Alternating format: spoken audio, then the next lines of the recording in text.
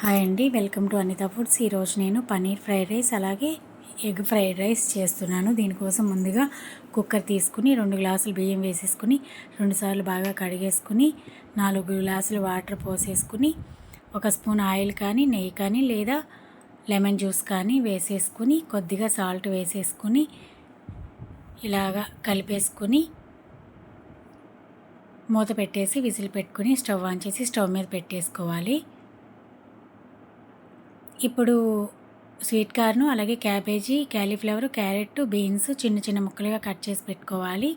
ఇప్పుడు stove on చేసి బాండీ పెట్టేసుకుని ఒక 2 స్పూన్లు ఆయిల్ వేసేసుకుని 1 స్పూన్ అల్లం వెల్లుల్లి పేస్ట్ వేసుకోవాలి.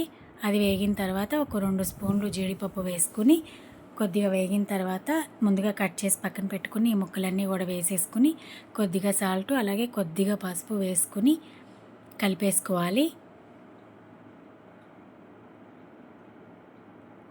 ఒకసారి 90% వేగాలన్నమాట ఇక్కడే ఈ ముక్కలన్నీ కూడా.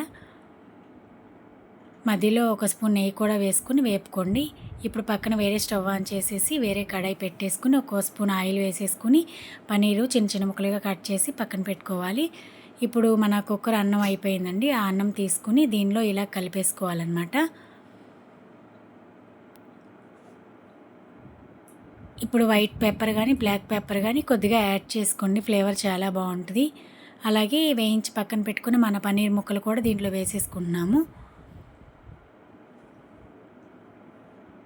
ఇది సిమ్లో పెట్టి కలిపేసుకోండి కలుపుకునేటప్పుడు మాత్రం, లేకపోతే మాడిపోతుంది. ఇలాగా మొత్తం కలిపేసుకుని కొద్దిగా కొత్తిమీర చల్లేసి దించేసుకోండి. ఇప్పుడు ఎగ్ ఫ్రైడ్ రైస్ కోసం స్టవ్ ఆన్ చేసి పెనం పెట్టేసుకుని 1 స్పూన్ ఆయిల్ వేసేసుకుని ఒక ఎగ్ పగలగొట్టుకుని వేసుకోండి. ఎగ్స్ మీరు చేసుకునే క్వాంటిటీని బట్టి తీసుకోవాలన్నమాట.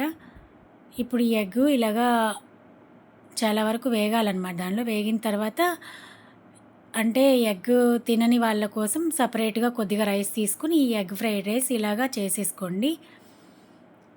సపరేట్గా కలిపేసుకుంటే సరిపోతుంది, కలవదు. సో మన ఫ్రైడ్ రైస్ రెడీ అయిపోయింది. దీన్ని పన్నీరు కర్రీలోకి సర్వ్ చేసుకుంటున్నాను. Thank you so much.